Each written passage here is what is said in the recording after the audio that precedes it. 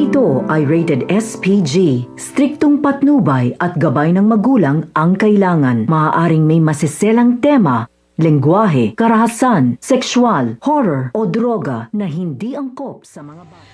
Nagtatalo ngayon etong tatlo na sinama ng Lydia, Obet at etong ang si Tonyo dahil ngayon ay desidido etong si Manang Lydia na ipakulong ang kanyang apo dahil naniniwala siya na may kinalaman ito sa nangyari nga dito kay Luna.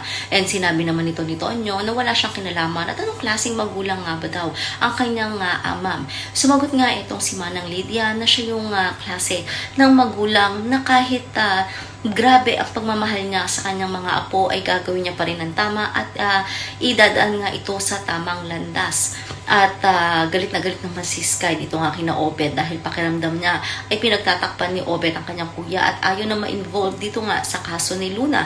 Kung kaya't sinabi nga nito na hanggang ngayon ay hindi pa rin nila alam ang mga katotohanan dahil may mga tao na tulad ni Obet na pinagtatakpan ang katotohanan dahil nga sa may mga tao silang mahal sa buhay na nai-involve nga dito. So hanggang kailan nga ba ilalaban ito ni Sky at ano nga ba ang isasabihin nito ni Tonyo o ano nga ba ang kanyang nakita noong gabing iyon. Lahat ng yan pakasubaybayan na tunghayan natin dito nga lang sa Senior High.